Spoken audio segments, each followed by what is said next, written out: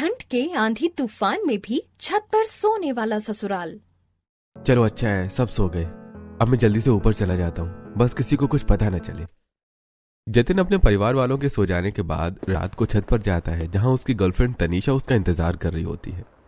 कितनी देर लगा दी तुमने आने में? मैं कब से तुम्हारा इंतजार कर रही थी। पहले ही यहाँ इतनी ठंड है।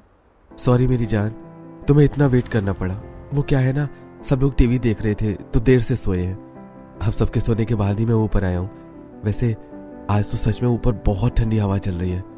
कितना सुहावना मौसम है ना? बात मत पलटो और तुम ना अपने परिवार वालों को ना टाइम से सुला दिया करो। वैसे भी तुम्हारे परिवार में सबसे ज्यादा तुम्हारी ही तो चलती है। अरे अब छोड़ो ना परिवार वालों की बातें, अब हमारी बातें करते हैं मेरी जान। वैसे भी अब पूरी रात मेरी और तुम्हारी है। दोनों ही अपनी अपनी छत से बात कर रहे थे। तुम कहो तो मैं अभी कूद के तुम्हारी छत पर आ जाता हूँ। आज नहीं, आज मुझे बहुत नींद आ रही है। अभी मैं जा रही हूँ। अरे इतनी भी क्या जल्दी है, रुको तो जरा। अच्छा ठीक है, तुम्हें मैं एक बात बताती हूँ। और दोनों देर रात भर ढेर सारी प्यार भरी बातें करते हैं और सुबह होने से पहले दोनों अपने अपने घर में नीचे वापस चले जाते हैं। अगली सुबह जब सरिता अपने पूरे परिवार को नाश्ता परोस रही होती है तो कितने दिन हो गए हैं विक्रम के लिए लड़की देखते हुए, लेकिन कोई लड़की पसंद नहीं आ रही है। कोई बात नहीं, तू देखना बहू, विक्रम को बहुत सुंदर लड़की मिलेगी जो घर की सारी जिम्मेदारी बहुत बढ़िया से संभाल लेगी। अरे पर मिलेगी कब, ये भी तो पता चले। इसी बात की तो चिंता मुझे भी है पिताजी। लड़की कब मिलेगी, कब शादी होगी हमारे विक्रम की। इतने दिनों से ढूंढ रहे हैं लेकिन कहीं पर संयोग बन ही नहीं रहा है। ये सब सुनकर जतिन मन ही मन सोचता है, काश कि मैं अपने परिवार वालों को अपनी पसंद के बारे में बता सकता तो विक्रम भैया से पहले मेरी शादी हो जाती।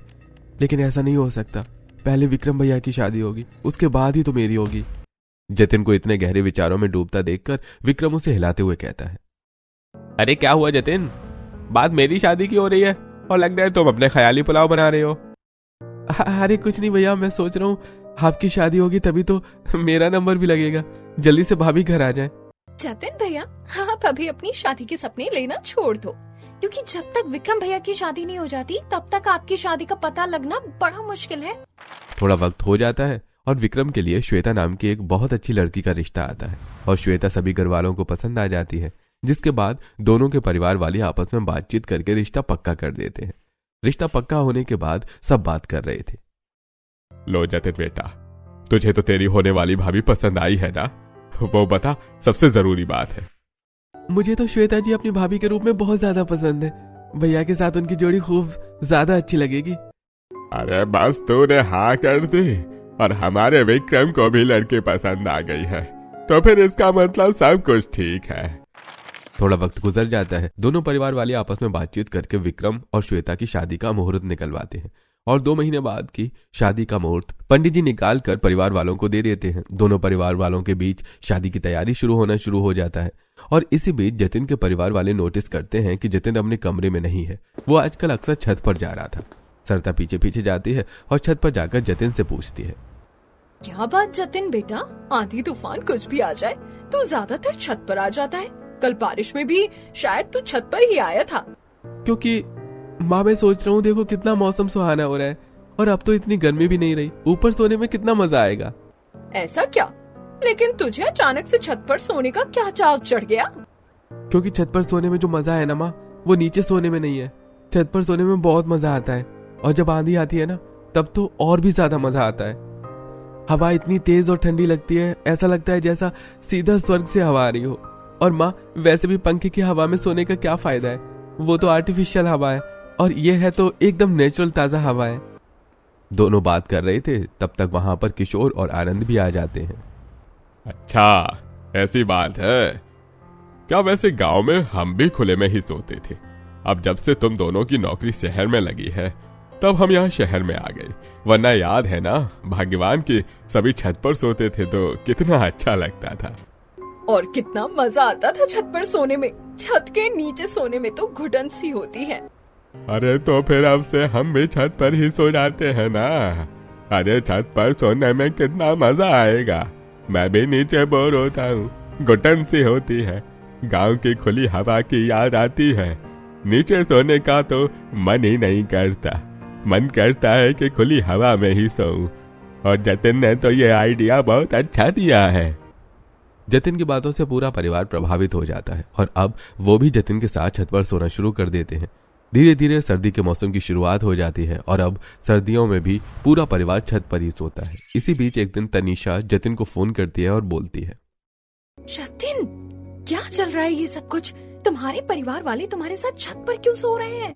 तुम रुको, अभी मैं तुम्हारे व्हाट्सएप पर एक पता भेज रहा हूँ, वहीं पर आ जाओ मिलने के लिए। हम अभी बाहर मिलते हैं, जल्दी आ जाओ। जतिन जल्दी से तनीषा के फोन पर एक कैफे का एड्रेस भेजता है और दोनों वहां पर मिलने के लिए पहुंचते हैं। ये सब कब खत्म होगा? तुम्हारा पूरा परिवार छत पर सोने लगा है और अब हमें इस वजह से मिलने का मौका भी नहीं मिलता। अब मैं क्या करूं? मेरी बातों से सब लोग इतना प्रभावित हो गए कि उन्होंने छत पर सोना शुरू कर दिया। मैंने तो बस अपना रास्ता साफ करने के लिए उनकी थोड़ी तारीफ की थी, लेकिन वो सब तो खुद ही इस बात से प्रभावित हो गए कि खुद उन्होंने ये करना शुरू कर दिया। तुम भी ना जतिन, तुमसे बड़ा मूर्ख मैंने आज तक नहीं देखा। खुद ही अपने पैर पर कुल्हाड़ी मार ली। अब हम क्या करेंगे? रोज रात को बात कैसे करेंगे? वैसे भी हम दोनों अलग कॉलेज में जाते हैं तो दिन में भी नहीं मिल पाते। एक रात को मौका था, वो भी गंवा दिया। तुम चिंता मत करो, तुमसे तो मैं मिलकर ही रहूंगा, छत पर न सही पर बाहर ही सही। जैसे हम आज मिले हैं ऐसे ही मिल लेंगे। थोड़ा वक्त गुजरता है और कड़ाके की ठंड का मौसम शुरू हो जाता है और इसी बीच विक्रम की शादी श्वेता से हो जाती है। श्वेता अपनी पहली रसोई के लिए सभी के लिए स्वादिष्ट खाना बना रही थी। सबके लिए मूंग दाल का हलवा बनाया है, सबको बड़ा पसंद आएगा। हलवा पूरी खाकर तो सब बहुत खुश होने वाले हैं। खाना बनाकर श्वेता सभी को खाना परोसती है। खाना तो वाकई बहुत स्वादिष्ट बना है बहू, सच में तेरे हाथों में तो जादू है। हाँ बिल्कुल, पोता बहू ने तो कमाल कर दिया। अरे ये लो बहू तुम्हारी पहली रसोई का शगुन। नहीं नहीं दादाजी, इसकी क्या जरूरत है? ले ले बहू, ये तो बड़ों का आशीर्वाद होता है, इसे इस तरह मना नहीं करते। दादी सास के कहने पर श्वेता शगुन ले लेती है। ऐसे ही रात को श्वेता देखती है कि सरिता और रजाइयां उठाकर छत की तरफ जा रही है। माँ जी, आप इतनी रात को रजाइयां और बिस्तर उठाकर ऊपर क्यों जा रही हैं? अरे अगर इनको धूप लगवानी है तो मैं सुबह आपकी मदद कर दूंगी इनको ऊपर ले जाने में। अरे नहीं नहीं, धूप नहीं लगवानी है, ये तो मैं इनको ऊपर ले जा रही हूँ क्योंकि हम सब ऊपर छत पर सोते हैं ना बहू, इसलिए।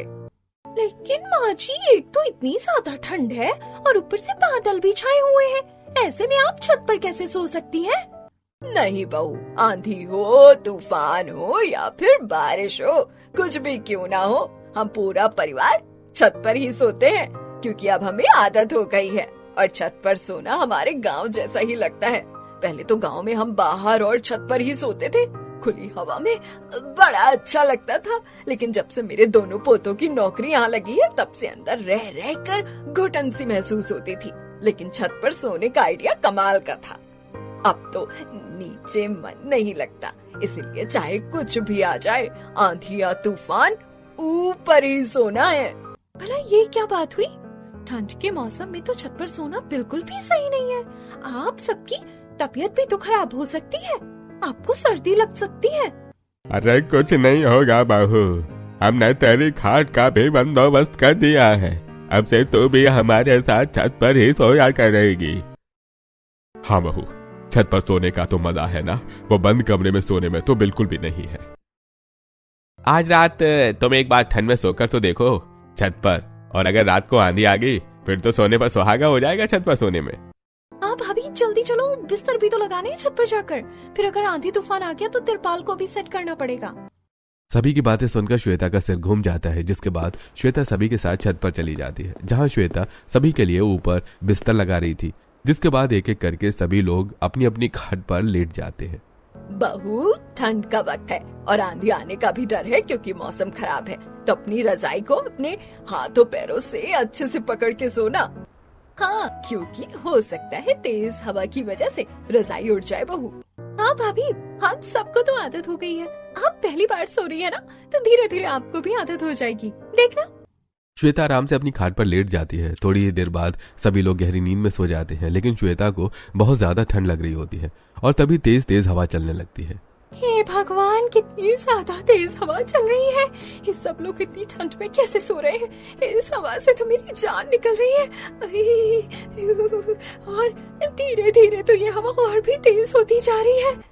बड़ी मुश्किल से जैसे तैसे श्वेता को नींद आती है, लेकिन वो रजाई को अपने हाथों और पैरों में दबाना भूल जाती है। लेकिन तभी जोर की आंधी चलती है और श्वेता की रजाई उड़कर उससे दूर गिर जाती है। माँ जी, विक्रम जी, मैं उड़ गई, नहीं, रजाई उड़ गई। कोई पकड़ो, मेरी रजाई उड़ गई।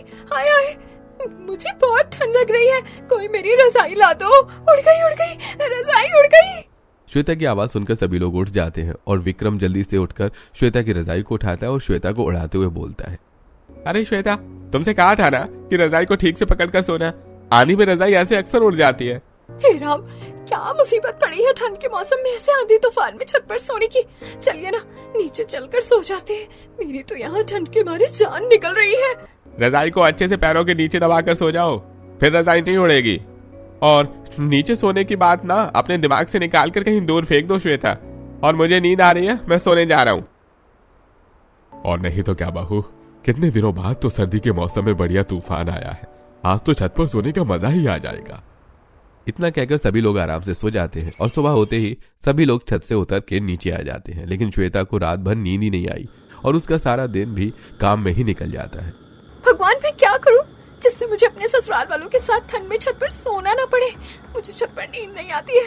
एक काम करती हूँ, अभी थोड़ा सा सो जाती हूँ। वैसे भी कोई काम नहीं है और रात को अगर फिर मुझे नींद नहीं भी आएगी तो कम से कम मेरे अंदर थोड़ी एनर्जी तो बनी रहेगी। अब उस दिन श्वेता बाजार में सब्जी लेने जाती है। वो पहले सब्जी वाले से सारी सब्जी खरीद लेती है। भैया, आप मुझे 2 किलो आलू, 2 किलो टमाटर, प्याज और 1 किलो पालक बथुआ दे दीजिए। ठीक है बहन जी, मैं अभी आपकी सारी सब्जी तोल देता हूँ। श्वेता सब्जी वाले से सब्जी ले लेती है और सब्जी लेने के बाद वो कड़कड़ाती हुई ठंड में कांपते हुए घर की तरफ जा रही थी। हे भगवान, मेरी तो यहाँ ठंड के मारे कुकड़ी सी बन रही है। मेरा तो हाल बेहाल हो रहा है। इतनी ठंड में बिल्कुल भी अच्छा नहीं लग रहा और आज रात को तो बिल्कुल भी नहीं लगा। रात को तो इससे भी ज्यादा ठंड होती है। पता नहीं कि ससुराल में ठंड में मेरे दिन कैसे बीतेंगे। श्वेता घर की तरफ जा रही थी कि तभी 2 पड़ोसने उसे रोकते हुए कहती है, अरे सरिता की बहू, बता सब कैसा चल रहा है? बस आंटी जी, सब बहुत अच्छा चल रहा है। अरे देखो तो ये कैसे नॉर्मल सी ठंड में भी कितना ज्यादा कांप रही है। अभी तो हल्की हल्की धूप भी निकली है। जब ऐसे में तेरा ये हाल है तो एक बात बता बहू, तू रोज रात को ठंड में आंधी तूफान में कैसे छत पर सो जाती है? मुझे तो लगता है बेचारी के साथ इसके ससुराल वाले अत्याचार कर रहे हैं। इसे जानबूझकर जबरदस्ती छत पर सुलाते हैं। ये बात सुनकर श्वेता हल्की भड़क जाती है और वो कहती है, ऐसा कुछ भी नहीं है आंटी जी, मेरे ससुराल वाले बहुत अच्छे हैं और मेरे साथ किसी भी तरह की कोई जबरदस्ती नहीं करते। मैं जो भी करती हूँ अपनी मर्जी से करती हूँ। मुझे ऊपर छत पर सोना बहुत अच्छा लगता है। हाँ हाँ ठीक है बहू, इसमें इतना भड़कने वाली क्या बात है? इतना कहकर श्वेता वहां से चली जाती है और ये सारी बात सरिता ने भी सुन ली थी। घर आने के बाद श्वेता सभी के लिए खाना बनाती है और रात को खाना खाने के बाद सबके सोने का समय होता है तो फिर से सभी छत पर जाकर सोते हैं। आज फिर से ठंड में बहुत तेज आंधी तूफान आ रहा था, जिसकी वजह से उन्होंने तसले में आग जलाई थी ताकि ठंड न लगे। बेटा, जरा रात में देखते रहना कि ढंग से आग जल रही है या नहीं, वरना हमें बहुत सर्दी लगेगी। ये बात सुनकर श्वेता को बड़ा गुस्सा आता है और वो मन में सोचती है, हाँ बिल्कुल यही काम तो रह गया है। पूरा दिन घर का काम करो और उसके बाद रात को भी इनकी निगरानी करो। हद हो गई है। पूरी रात आग का ध्यान रखने की वजह से श्वेता ठीक से नहीं सो पाती। जैसे ही आग बुझती है तूफान की वजह से तो कोई न कोई उसे कहता है, पोता बहू, आग बंद हो गई है, जरा इसे जला दो, बहुत सर्दी लग रही है। श्वेता दोबारा रजाई से बाहर निकलकर आग जलाती है। हाँ, बस मुझे यही काम तो रह गया। बड़ी मुश्किल से रजाई में थोड़ी सी नींद आई थी। इतने ठंड में बाहर निकलकर मुझे ये काम करने को कह दिया। रात को श्वेता ठीक से नहीं सो पाती। तब वो अगले दिन में जैसे ही रजाई लेकर आराम से अपने बेड पर लेटती है तभी उसकी दादी सास उसे आवाज देते हुए बोलती हैं, श्वेता बहू, अरे ओ श्वेता बहू, तू जरा यहाँ तो आना। जानकी बाहर से श्वेता को आवाज लगा रही थी। तब श्वेता रजाई में लेटी हुई चिड़चिड़ाते हुए खुद से कहती है, हे भगवान, इन लोगों को मुझसे क्या दिक्कत है? रात को भी मैं सो नहीं पाती हूँ और अब भी मुझे सोने नहीं दे रहे। आ रही हूँ दादी जी। श्वेता कपकपाती हुई सी रजाई से बाहर निकलती है और जानकी के पास जाती है। दादी जी, क्या हुआ? कुछ काम था क्या आपको? अरे काम तो कुछ नहीं था बहू, मैं ऐसे ही खाली बैठी थी। सरिता भी सब्जी लेने बाजार गई है तो मैंने सोचा तुझसे ही बात कर लूं। जा 2 कप चाय बना ला, दोनों बैठकर चाय पियेंगे और बहुत सारी बातें करेंगे। श्वेता को गुस्सा तो बहुत आता है, लेकिन नई बहू होने की वजह से वो अपनी दादी सास को कोई जवाब भी नहीं दे पाती है। इसीलिए वो चुपचाप रसोई में जाती है और चाय बनाकर ले आती है, जिसके बाद जानकी श्वेता के साथ अपनी बातचीत करना शुरू कर देती है। ऐसे ही एक रात जब श्वेता अपने ससुराल वालों के साथ छत पर सो रही होती है, तभी तेज हवा आंधी के साथ बारिश और ओले गिरने लगते हैं। जल्दी उठिए सब लोग, जल्दी उठिए, देखिए ओले गिर रहे हैं। अरे जल्दी से बिस्तर समेटकर नीचे चलिए, उठ जाइए, ओले गिर रहे हैं। अगर हम सब इस बारिश में भीग गए ना तो हमारी तबीयत खराब हो जाएगी। नीचे चलिए। अरे बहू शांत हो जाओ। अरे बहू क्यों शोर मचा रही हो तुम? अरे इन ओलों का भी बंदोबस्त है हमारे पास। इन ओलों से हमारी नींद पर कोई फर्क नहीं पड़ने वाला है। ऐसी बातें कर रहे हैं आप? इतनी तेज हवा चल रही है, बारिश आ रही है, ओले गिर रहे हैं और आप लोगों को कोई फर्क नहीं पड़ रहा है। विक्रम तिरपाल लगाता है। क्योंकि हमारे पास ये तिरपाल है ना, हम सब अपनी रजाई के ऊपर ही तिरपाल डालेंगे, फिर ना तो बारिश से हमारा बिस्तर भीगेगा और ना ही हम पर ओले गिरेंगे। कुछ दिन से ओले नहीं गिर रहे थे, इसलिए हटा दिया था। हाँ भाभी, आप भी आराम से अपनी रजाई के ऊपर तिरपाल डालो और सो जाओ। और ये जो इतनी तेज हवा चल रही है उसका क्या? हवा से तो ये तिरपाल उड़ जाएगी ना। नहीं उड़ेगी। रजाई के कोनों पर लटके धागे के साथ तिरपाल के कोनों पर बंधे हुए धागों को बांध दो बहू। उसके बाद तिरपाल रजाई के साथ ही बंधी रहेगी। तू भी ना बहू जरा जरा सी बात पर दिल छोड़ देती है और नींद में उठकर चिल्लाने लगती है और हमारी नींद भी खराब कर देती है। अब तो चुपचाप सो जाओ और हमें भी सोने दो। इतनी अच्छी नींद आ रही थी भाभी, आपके शोर शराबे की वजह से नींद खराब हो गई। अब जल्दी से तिरपाल बांध लो। श्वेता के ससुराल वाले अपनी अपनी रजाई को तिरपाल से बांध लेते हैं और फिर से रजाई ओढ़कर ओले और बरसात में छत पर ही सोए रहते हैं। और जैसे जैसे ओले तिरपाल पर गिर रहे थे तो उन ओलों की आवाज से श्वेता को बिल्कुल भी नींद नहीं आ रही थी। रजाई में श्वेता। क्या मुसीबत है, ये कैसे ठंड में आंधी तूफान में भी छत पर सोने वाला ससुराल मिल गया है मुझे। चाहे कुछ भी हो जाए, ये लोग तो छत पर सो कर ही रहेंगे, लेकिन मैं क्या करूं? मुझे तो नींद नहीं आ रही है। श्वेता जैसे तैसे करके बेचारी सोने की कोशिश करती है और बड़ी मुश्किल से वो 1 घंटा ही सो पाती है और इतने में सुबह भी हो जाती है। वक्त गुजरता चला जाता है और छत पर सोने की वजह से श्वेता की नींद पूरी नहीं हो पाती, जिस वजह से सारा दिन उसे बहुत ज्यादा थकावट महसूस होती रहती है। जब श्वेता रसोई में काम कर रही थी तब अरे मुझे बहुत ज्यादा नींद आ रही है। ये किचन का सामान भी नींद की वजह से एक की जगह डबल डबल नजर आ रहा है। क्या हो रहा है मेरे साथ? मुझे चक्कर आ रहे हैं बहुत ज्यादा, आंखें नींद से भरी हैं। एक काम करती हूँ, जब तक ये सब्जी पक रही है ना, मैं जाकर थोड़ा सा सुस्ता लेती हूँ। इतना कहकर श्वेता जाकर डाइनिंग टेबल पर बैठ जाती है और डाइनिंग टेबल पर ही सिर रखकर सो जाती है और गैस पर रखी उसकी सब्जी जल जलकर काली हो जाती है और पूरे घर में जली हुई सब्जी की बदबू फैल जाती है। शी, कितनी गंदी बदबू आ रही है। ये रसोई में क्या चल रहा है? राम रे, सारी की सारी सब्जी जली हुई है। मैं गैस बंद कर दूं? बहू क्या रखा है तूने गैस पर? अरे जल्दी देख, धुआं निकल रहा है। जानकी श्वेता को हिलाकर उठाती है। बहू, श्वेता बहू, अरे श्वेता बहू, तू टेबल पर बैठी बैठी सो रही है और वहाँ सब्जी जलकर काली हो गई। सब्जी जल गई? कैसे कैसे जल गई? कब जल गई? फायर ब्रिगेड बुलाऊं क्या? भाभी अभी भी नींद में हो क्या? फायर ब्रिगेड घर की आग बुझाती है, सब्जी की नहीं। मैंने गैस बंद कर दिया है, लेकिन सब्जी जलकर खराब हो गई है। अब जो किचन में जाकर दोबारा सब्जी बना लो। श्वेता रसोई में जाती और सबसे पहले वो जली हुई सब्जी के बर्तन को ठंड में ठिठुरती हुई ठंडे पानी से रगड़ रगड़ कर धोती है, जिसके बाद वो दोबारा से सब्जी बनाने की तैयारी करती है और सारा खाना बनाकर तैयार करती है। ये नींद ना पूरी होने के चक्कर में सारे काम उल्टे सीधे हो रहे हैं मुझसे। अगर ऐसे ही चलता रहा तो किसी दिन कोई बड़ी दुर्घटना घट जाएगी। आज मैं सबसे ये बात करके ही रहूंगी कि मैं छत पर नहीं सोने वाली। अब रात को कोहरा बहुत ही ज्यादा होता है। सरिता और निधि मिलकर छत पर बिस्तर लगा रही होती हैं और जानकी लकड़ियां जमा करके आग जलाने की तैयारी कर रही होती है। मुझे आप सब लोगों से कुछ बात करनी है। क्या हुआ बहू? बोल, सब कुछ ठीक तो है ना? वो बात ये है दादी जी कि मैं छत पर नहीं सो सकती। मुझे छत पर नींद नहीं आती है। कैसी बातें कर रही हैं आप भाभी? इतने दिन से आप छत पर सो रही हैं और कह रही हैं कि आपको नींद नहीं आती है। तो तू क्या चाहती है बहू, वो भी बता दे। मैं ये चाहती हूँ पापा जी कि मैं नीचे अपने कमरे में अपने पति के साथ आराम से सो जाऊँ। मुझसे छत पर नहीं सोया जाता है। लेकिन मैं कमरे में नहीं सो सकता हूँ, मुझे कमरे में नींद नहीं आती है। अरे ले बहू, तेरा पति भी तेरे साथ सोने के लिए तैयार नहीं है, अब तो क्या करेगी? तो फिर मैं अकेली सो जाऊंगी, लेकिन मुझे छत पर नहीं सोना है।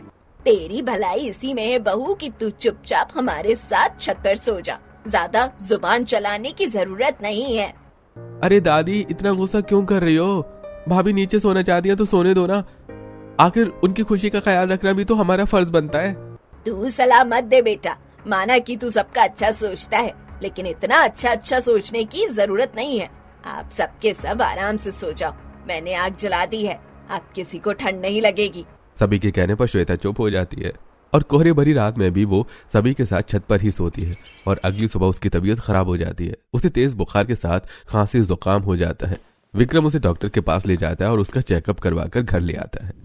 बहू, तुझे सर्दी हो गई है, मैं तेरे लिए काढ़ा बना कर ले आती हूँ। मुझे नहीं पीना है काढ़ा। क्यों नहीं पीना बहू? काढ़ा पिएगी तो ठीक हो जाएगी। ये दवाई तो बस थोड़े घंटों के लिए असर करेगी, लेकिन काढ़ा तुझे पूरी सर्दियाँ आराम देगा। हाँ, सुबह काढ़ा पी लो और फिर रात को छत में सो, और अगली सुबह फिर से तबीयत खराब कर लो और फिर से काढ़ा बनाकर पी लो। सही है ना? अरे भाभी, आप हर बात को छत पर सोने से क्यों जोड़ देती हैं? क्योंकि मेरे छत पर सोने की वजह से ही मेरी तबीयत खराब हो रही है, इसीलिए मैं आप लोगों से कह रही हूँ कि मुझे नीचे सोने दीजिए, लेकिन आप लोग मेरी बात नहीं समझ रहे हैं। अच्छा ठीक है, तुम्हें नीचे सोना है तो नीचे सो जाना, मैं भी तुम्हारे साथ नीचे सो जाऊंगा, लेकिन तुम इतना गुस्सा मत करो, तुम्हारी तबीयत पहले ही ठीक नहीं है। अरे हाँ बहू, हमें कोई दिक्कत नहीं है, तू आराम से नीचे सो जा, लेकिन रात को आग जलाने का काम और अगर हमें कोई जरूरत होती है तो वो सारे काम तुझे ही करने पड़ेंगे। अरे उसके बाद तुझे जितना भी सोना है तू आराम से सोती रहना, हम तुझे कुछ नहीं कहने वाले। अरे मान जाओ ना भाभी की बात। आप सब लोगों की वजह से भाभी और मेरी दोनों की जिंदगी खराब हो रही है। मेरी गर्लफ्रेंड नाराज हो रही है और भाभी की नींद पूरी नहीं हो रही है। सबकी बातें सुनकर श्वेता थोड़ा शांत हो जाती है, लेकिन श्वेता की मुसीबत अब पहले से भी ज्यादा बढ़ जाती है, क्योंकि उसका पति तो उसके कमरे में आराम से सो रहा था, लेकिन रात को आग जलाना, तिरपाल लगाना, आग में लकड़ी डालना या फिर ज्यादा ठंड होने पर आधी रात को बिस्तर ऊपर पहुंचाना, इन सारे कामों के लिए श्वेता को आधी नींद में उठकर रात को छत पर जाना पड़ता था। क्या जिंदगी हो गई है मेरी। ऊपर सो रही थी तो मुसीबत, नीचे सो रही हूँ तो मुसीबत। मेरी नींद तो किसी भी तरीके से पूरी नहीं हो रही है और इन लोगों को ये बात समझ नहीं आ रही है। आखिर मैं करूँ तो क्या करूँ? क्यों मेरे ससुराल वाले इतनी ठंड में भी, आंधी तूफान में भी छत पर सो रहे हैं? और कहाँ से आए हैं ये लोग? मंगल ग्रह से टपके हैं क्या? वक्त गुजरता जाता है। अब इन सारी मुसीबत के बीच में श्वेता के साथ साथ कोई और भी बहुत परेशान हो रहा था, और वो था जतिन, क्योंकि अब वो तनीषा के साथ रात भर लंबी लंबी बातें और मुलाकातें दोनों ही नहीं कर पा रहा था, जिस वजह से उन दोनों के बीच में लड़ाई झगड़ा चल रहा था। वक्त गुजरता चला जाता है और अब ऊपर सोने की वजह से जानकी और बाकी सभी को धूल मिट्टी की वजह से बदन पर छोटे छोटे लाल दाने और खुजली होने लगती है। अरे भाई, पूरे बदन पर बड़ी जोर से चींटी सी काट रही है। अरे खुजली बहुत ज्यादा हो रही है। अरे मुझे भी ऐसा लग रहा है जैसे बदन पर बहुत ज्यादा जलन हो रही है। दिल तो कर रहा है कि ठंडा ठंडा पानी बदन पर डाल लूं अपने। और मेरा तो चेहरा ही अकड़ गया है, हाथ पैर भी कितने ज्यादा फटे फटे से हो रहे हैं। पहले कभी ऐसा नहीं हुआ था। मेरे साथ भी ऐसा ही हो रहा है, पर कुछ समझ नहीं आ रहा कि ये सब कुछ अचानक से कैसे हो गया। ये सब कुछ ऊपर सोने की वजह से हो रहा है। आप जो ठंड में, आंधी तूफान में छत पर सोते हैं ना, ये सब मिट्टी की वजह से हो रहा है। स्किन एलर्जी हो गई है आप सबको। लो बहू की बात सुन लो, ये तो अलग ही बोले जा रही है। अरे कोई स्किन एलर्जी नहीं हुई है, ठंड की वजह से रूखापन आ गया है हम पर। बिल्कुल सही। नारियल के तेल को गरम करके घिस घिस के लगा लेना पूरे बदन पर, तो अपने आप ठीक हो जाएगा सब कुछ। और नहीं तो क्या, तू भी ना बहू, इतने समय से हम लोग ऊपर सो रहे हैं, पहले तो कभी कुछ नहीं हुआ और अब एकदम से ही सारी चीजें हो गई। तो ठीक है, जैसा आप लोगों को सही लगे वैसा कीजिए। मेरा काम तो बस आप लोगों को सही सलाह देना था, क्योंकि मैं आपकी दुश्मन तो हूँ नहीं, बहू हूँ इस घर की, और आप लोगों का ध्यान रखना फर्ज बनता है मेरा। इतना कहकर श्वेता वहां से चली जाती है। वक्त गुजरता जाता है और आंधी तूफान में छत पर सोने की वजह से और ठंड ज्यादा होने की वजह से अब धीरे धीरे जानकी की तबीयत खराब होना शुरू हो जाती है। और लेकिन फिर भी वो छत पर ही लगातार सोती रहती है और अपनी दादी सास की बिगड़ी तबीयत देखकर श्वेता बोलती है, अरे कम से कम अब तो आप लोग मेरी बात मान जाइए और ठंड के मौसम में आंधी तूफान में भी छत पर सोना बंद कर दीजिए। कम से कम दादी जी की उम्र का लिहाज कर लीजिए माँ जी। अरे मेरी उम्र का लिहाज क्यों करे भला? कुछ नहीं हुआ है मुझे, हल्की सी सर्दी हुई है बस मुझे। अच्छू! 1-2 दिन में ठीक हो जाऊंगी मैं, और नहीं तो क्या। अरे थोड़ी बहुत तबीयत तो सबकी खराब हो जाती है, तू भी ना हर बात पर बस नीचे सो जाओ, नीचे सो जाओ। हम में से किसी को भी नीचे सोना पसंद नहीं है बहू, हम तुमसे कितनी बार कह चुके हैं। अरे इसीलिए तो बार बार ये बात हमसे मत बोला कर कि हम छत पर सोना छोड़ दें। अरे क्योंकि ठंड के मौसम में, आंधी तूफान में, बरसात में, ओलों में, हर मौसम में हमें छत पर ही सोना है, बात खत्म। क्योंकि मुझे तो छत पर सोना बहुत अच्छा लग रहा है, खुला खुला लगता है, वरना नीचे तो जैसे घुटन महसूस होती है। आपकी बात से मैं बिल्कुल सहमत हूँ पापा। अपने ससुराल वालों की ऐसी बातें सुनकर अब श्वेता उन्हें टोकना रोकना बंद कर देती है। वक्त गुजरता जाता है और ऐसे ही एक दिन तनीषा जतिन को फोन करती है। अरे जतिन, अपने परिवार वालों को समझाते क्यों नहीं हो? उन लोगों से बोलो ना कि वो नीचे सोना शुरू कर दें। मैंने इन लोगों से कितनी बार कहा है, लेकिन वो मेरी बात मानते ही नहीं है। मेरी भाभी भी उन्हें समझा कर थक गई है। तो एक काम करो, अब हम लोग रात को छत पर मिल तो नहीं सकते, तो तुम नीचे सो जाया करो ना, और अपने कमरे में आराम से मुझसे बात कर लिया करो। अरे सही कह रही हो तुम, अब मुझे ऐसा ही कुछ करना पड़ेगा। नीचे सोना शुरू कर दूंगा तो आराम से तुमसे बात कर लूंगा, और मिलना जुलना तो हम बाहर कर लेंगे। अब तनीषा की बात मानकर और उससे फोन पर बात करने के चक्कर में जतिन नीचे सोना शुरू कर देता है और देर रात तक तनीषा से फोन पर प्यारी प्यारी बातें करता रहता है। थोड़े दिन गुजरने पर भी जब जानकी की तबीयत में कोई सुधार नहीं आता तो वो भी कुछ दिनों के लिए नीचे सोना शुरू कर देती है। और ऐसे ही एक दिन सब बाकी लोग छत पर सो रहे होते हैं तब, अरे अब तो जतिन ने भी नीचे सो रहा है। श्वेता और विक्रम पहले ही नीचे सो रहे थे और माँ जी ने भी अब नीचे सोना शुरू कर दिया है। अरे मुझे लगता है कि अब हमें भी नीचे सोना शुरू कर देना चाहिए, क्योंकि हम सब ने जतिन के कहने पर ही तो ऊपर सोना शुरू किया था। जब वही नीचे चला गया तो हम ऊपर क्या कर रहे हैं? और नहीं तो क्या, हम भी कल से नीचे ही सो जाया करेंगे। वैसे अब तो मुझे भी ऊपर बहुत ज्यादा ठंड लगने लगी है और तबीयत भी ठीक से नहीं रहती, शरीर एकदम टूटा टूटा हो जाता है। ठीक है, तो फिर कल से मैं छत पर बिस्तर लेके नहीं आऊंगी, सबके बिस्तर उनके कमरों में ही लगा दूंगी। अब जब आपने मन बना ही लिया है नीचे सोने का। अब अगली रात से श्वेता के ससुराल वाले अपने अपने कमरों में अपना बिस्तर लगाते हैं और ये देखकर श्वेता हैरान हो जाती है। ये भगवान, ये मैं क्या देख रही हूँ? कहीं मैंने कोई सस्ता नशा तो नहीं कर लिया है? मेरे ससुराल वाले मेरे इतना जिद करने पर नहीं माने, लेकिन अब अपने आप ही छत से उतरकर नीचे सोने की तैयारी कर रहे हैं। चलो, लगता है किसी भले आदमी ने उनके कान भर दिए जो उन्हें अक्ल आ गई है। अब सभी परिवार वाले अपनी खुद की मर्जी से ही नीचे सोना शुरू कर देते हैं और जतिन वापस से पहले की तरह सभी के सोने के बाद छत पर जाकर तनीषा से लंबी लंबी बातें और मुलाकातें शुरू कर देता है। एक रात जब वो अपने कमरे से निकलकर छत की तरफ जा रहा होता है तो इसी बीच रसोई में पहले से खड़ी पानी पी रही श्वेता उसे देख लेती है। ये देवर जी इतनी रात को छत पर क्या करने जा रहे हैं? एक तो बार पहले भी मैंने इन्हें रात में उठकर इधर उधर घूमते हुए देखा है। आखिर चल क्या रहा है? मुझे छत पर जाकर देखना होगा। श्वेता दबे पांव जतिन के पीछे पीछे छत पर जाती है, जहां वो देखती है कि जतिन पड़ोसन तनीषा के साथ बाहों में बाहें डाले प्यार भरे सपने संजो रहा है। जैसे वो दोनों लव बर्ड्स की नजर श्वेता पर जाती है तो दोनों के तोते उड़ जाते हैं। भाभी, आप यहाँ इस वक्त क्या कर रही हैं? आप तो अपने कमरे में सो रही थी ना, आप यहाँ अचानक से कैसे प्रकट हो गई? अच्छा, तो ये चक्कर चल रहा है आपका? अरे देवर जी, कब से चल रहा है ये सब कुछ? अरे भाभी पूछो मत, बड़ी लंबी कहानी है इसके पीछे तो। भाभी, हम आपको सब कुछ सच सच बता देंगे, बस आप हमारा साथ दे देना।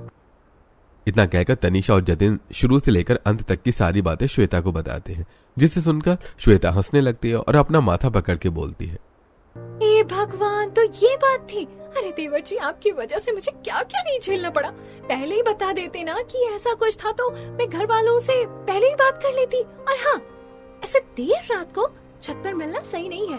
मैं आप लोगों के लिए घर वालों से बात करती हूँ और आपकी शादी करवा देती हूँ, इसी में सबकी भलाई है। अगली सुबह जब घर के सभी लोग बैठे नाश्ता कर रहे होते हैं, तभी श्वेता जतिन और तनीषा के बारे में पूरे परिवार वालों को बड़ी ही सहजता के साथ बताती है। तनीषा बहुत अच्छी लड़की है और जतिन भी उसे इतना पसंद करते हैं, तो आप सब लोग खुशी खुशी तनीषा और देवर जी की शादी करवा दीजिए। अरे ऐसी बात थी तो तूने हमें पहले क्यों नहीं बताया जतिन? इतना ऊपर नीचे घूमने की क्या जरूरत थी? हाँ भैया, आपकी वजह से हमें ठंड के मौसम में आंधी तूफान में सोने की आदत हो गई और अब वो आदत जाने का नाम भी नहीं ले रही है। और नहीं तो क्या, रात को भी मेरा मन कर रहा था कि मैं उठकर छत पर चला जाऊं और जाकर आराम से सो जाऊं। अरे ये आजकल के बच्चे भी ना प्यार के चलते पता नहीं कौन कौन से पापड़ बेलते हैं। अरे अपने परिवार वालों को भी पापड़ बेलने पर मजबूर कर देते हैं। अरे छोड़ो जी, अब तो सच्चाई सबके सामने आ गई है। अब इन दोनों की शादी करवा देते हैं और बात को खत्म करते हैं। इस तरह पूरा परिवार मिलकर हंसी खुशी जतिन और तनीषा की शादी करवा देता है और आखिरकार श्वेता की सारी मुसीबत का भी हल निकल जाता है और अब आने वाली किसी भी बरसात या फिर ठंड के मौसम में उसका परिवार छत पर बिल्कुल भी नहीं सोता है।